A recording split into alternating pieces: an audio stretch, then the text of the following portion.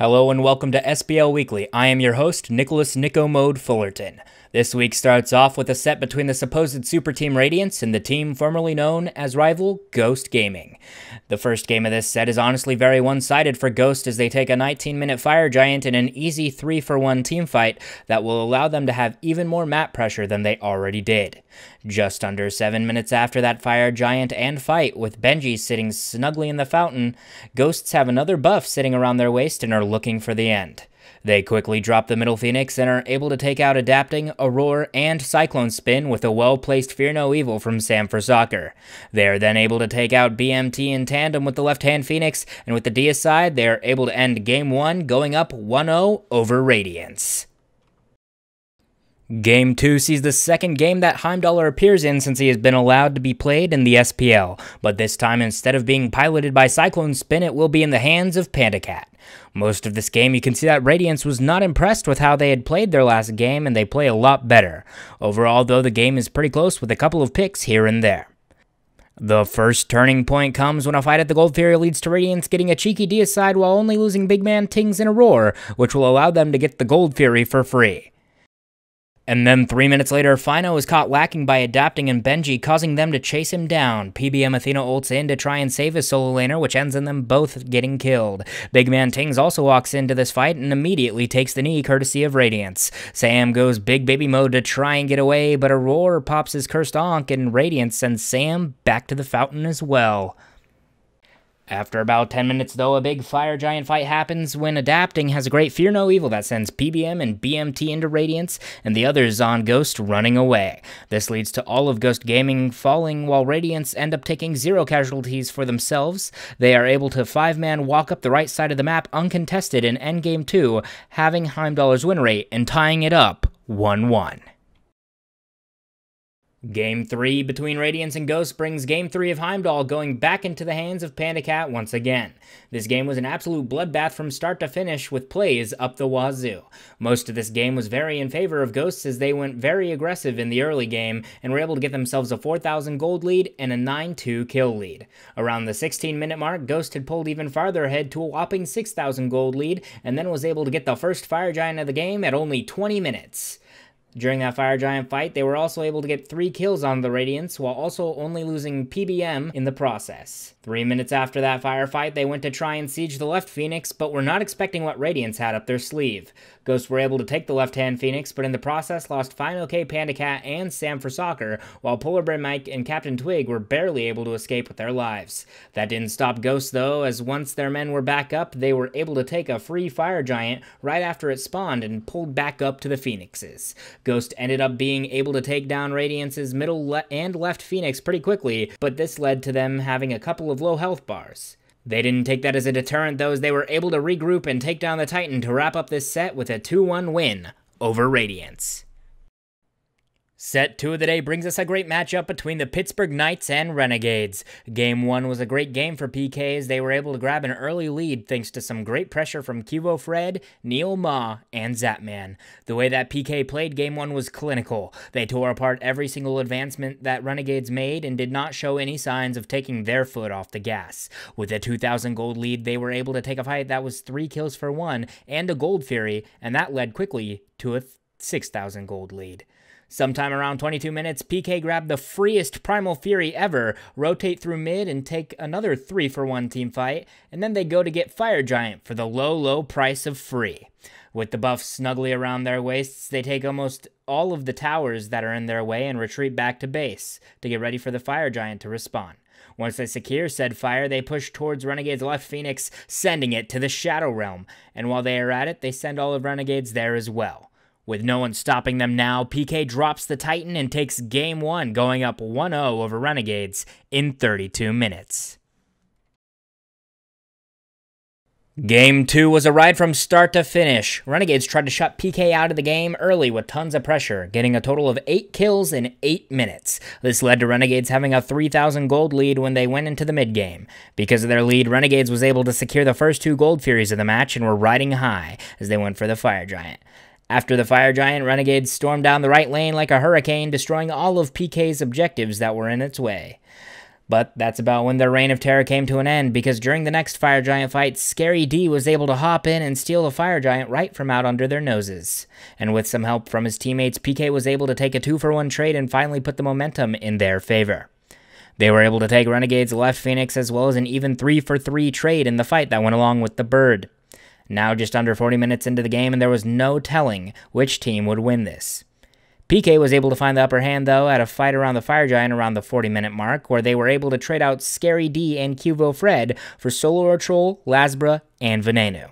This led to PK getting to secure the next Fire Giant with some ease, and pick up a kill onto Awesome Jake to stagger his respawn from his teams.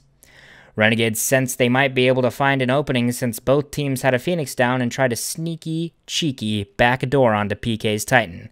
But PK's spidey senses were tingling, and they were able to back and put a stop to RNG's tomfoolery, while some of their team went and took out RNG's Titan themselves, securing them an epic victory royal, and ending the set 2-0 after 47 minutes in Game 2. Set 1 of Day 2 brings us some games between the current top team of the league, Space Station Gaming, and the team with something to prove, E-United. This game starts off seeming pretty even as E-United is able to get the first 3 kills of the game for free, but after a couple of minutes, SSG are able to answer back with 3 kills of their own. Unfortunately for SSG, the rest of the game was all E-United as they were able to stack up kills left and right, going up 6-3 by the 20-minute mark. Even though EU was able to put up double the kills, SSG was able to keep them in check by keeping the gold differential to only about 700. Around the 21-minute mark, SSG is trying to find any chink they can in EU's armor, and with EU starting up the Oni Fury, SSG tries to put an end to it. EU isn't having any of that, though, and drops the Gold Fury in favor of the fight and ends up moving the kill lead up to a whopping 9-3 and picking up the Oni Fury after the fight, cementing themselves even further ahead of SSG. Around 28 minutes, SSG finally are able to find their 4th kill of the game onto Hurrywind, who has been giving them problems with his very impressive Giannis gameplay, but in the process of securing that kill, they lose everyone but Raffer, as EU is able to take their mid-Phoenix. EU would try and end here just below the 30-minute mark, but the death timers on SSG were just too low, and would allow Vote and Dardes to get a good defense, sending the duo lane from EU back to base the hard way, as everyone else backed up to regroup and strategize.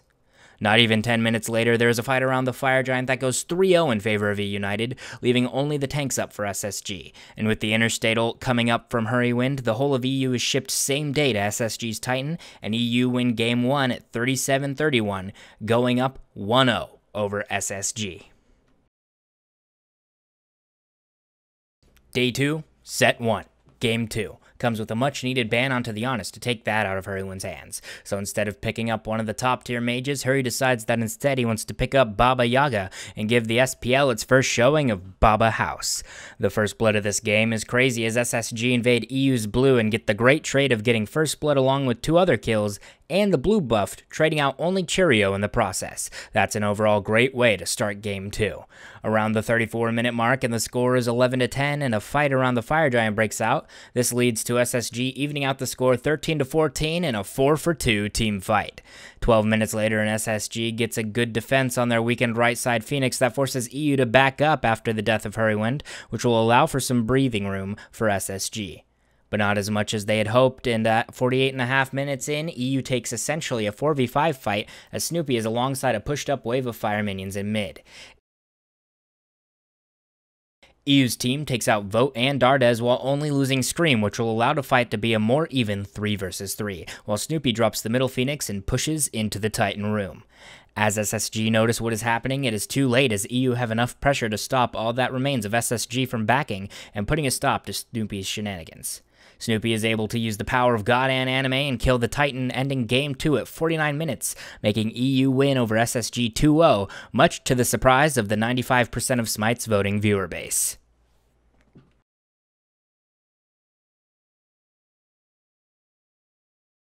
Set 2 of Day 2 brings a matchup between 2 teams that have some of the best team fighting in the league. It's Pittsburgh Knights versus Sanguine. Game 1 starts and there's immediately a problem. PK did not ban Shinto's Merlin. Most of the game is pretty even as before 30 minutes in the Most of the game is pretty even as before 30 minutes in. The kills remain at an even 5-5 as PK adapts a very late game composition to try and deal with the incredible teamfight that Sanguine brings to the table. Even though Sanguine and PK have even kills, PK have gotten a whole 9k gold lead because they have eliminated all of Sanguine's towers and have 3 of theirs still standing, while also getting the first 2 fire giants of the game.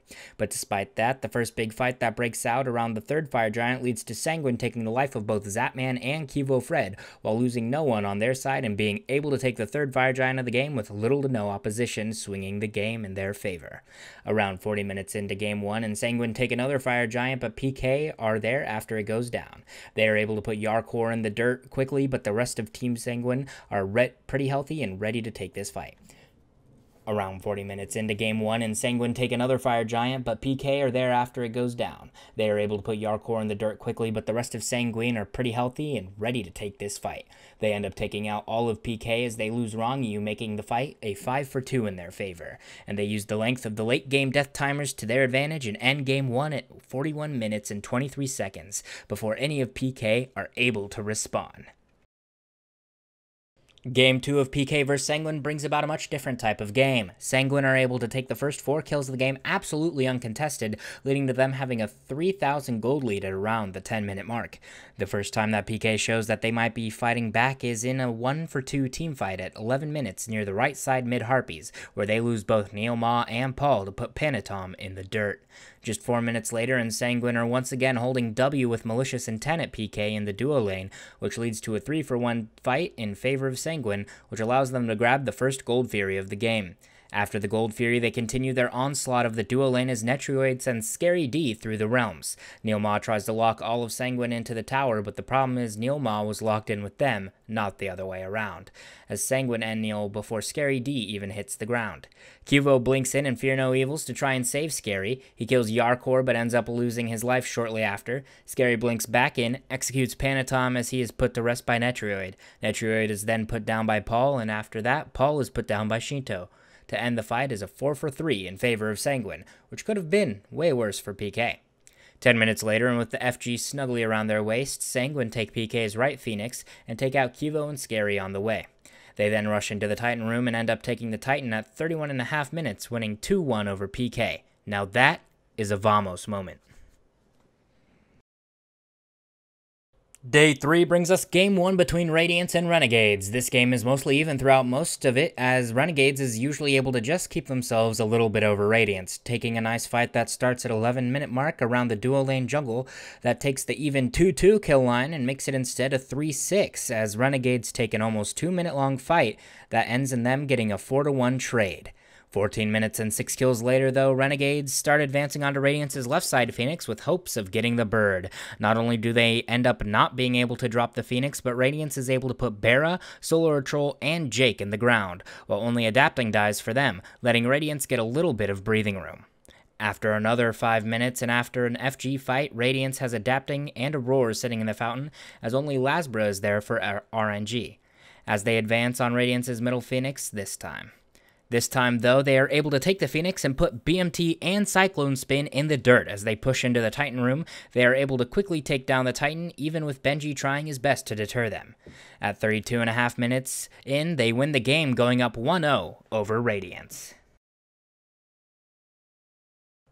Game 2 of the set brings us yet another quite even game. This game was quite rough and tumble, with it being almost an all-out brawl, as Radiance were trying to not let the set end, while Renegades were trying to get out of there and prove that they're a top team status. A big fight started around the 24-minute mark at the Fire Giant that lasted quite a long time, spanning from speed buff to speed buff, but ultimately ending in a 4-for-3 overall trade going in Renegades' favor. 12 minutes later, and another big fight starts with Lasbra using Fear No Evil and getting absolutely nothing from it. He barely damages anyone and doesn't get a single relic out of anybody on Radiance. He tries to jump away to save face, but Adapting is already in the air and crashes down on him, and with the help of Benji takes his life. Adapting does end up falling, but in exchange his team picks up kills onto Jake and SOT, making it a 3-for-1 trade in favor of Radiance. That leads to them getting the Fire Giant.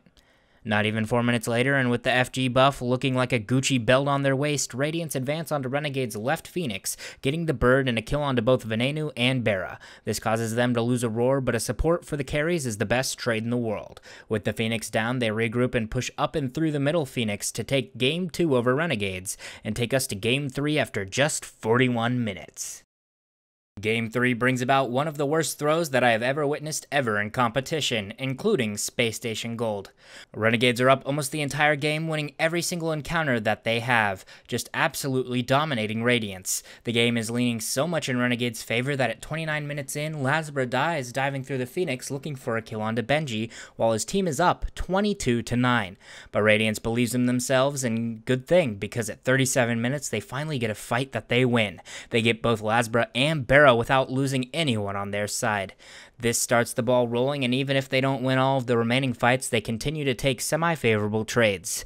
They take another fight at 48 minutes that sees Radiance getting a kill onto all of the non-tanks on Renegades, while they only lose a roar, and again, that is the best trade you can ever take. 1 minute later, and they are able to stop Solar Troll and Jake from taking their Titan and warding off the fire minions, but their Titan is still incredibly low. Now, after about 5 minutes, Renegades take another Fire Giant as Radiance makes sure that their Phoenixes respawn and push back the minion waves.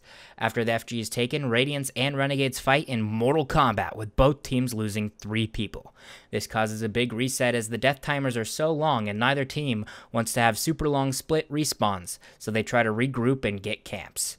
After about 7 minutes of that, though, it's back to fighting as Radiance attack Renegades in their own jungle. This seemed to have startled Renegades as they end up losing every single member of their team, while the only one that died on the side of Radiance was BMT to Venenu's final bomb.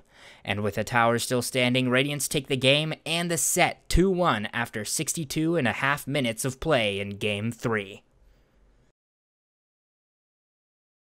The last set of the week is between Ghost Gaming and Obey Alliance. Obey made a grave mistake in Game 1 by allowing Polar Bear Mike to have one of his best gods Hercules, as well as letting Panda Cat play Heimdallr. This duo lane was able to be so oppressive that Ghost was able to be up 6-1 and 6,000 gold at the 13-minute mark, which pretty much set the pace for the rest of the game. Polar Bear Mike showing on Herc tells stories of how comfortable he is on the god. A fight at just under 16 minutes sees Ghost being able to take an engagement near Obey's blue buff that results in them getting an easy 4-for-1 trade that will move the gold and kill differentials even further in their favor. Pretty much the rest of the game is like that, where Ghost is able to freely engage onto Obey and win each fight because they just have too big of a lead and too much pressure.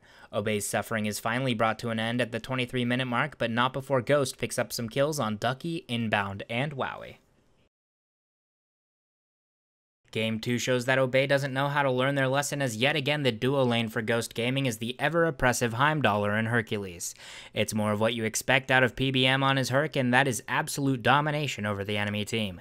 He is consistently throughout this game pulling and pushing multiple targets at a time and just dismantling Obey. 10 minutes into the game, there is a fight that breaks out when Ghosts engage onto Obey near the right side mid-Harpies, and just send them to the Doom Dimension, getting rid of all 5 members of Obey while losing Captain Twig and Panda Cat.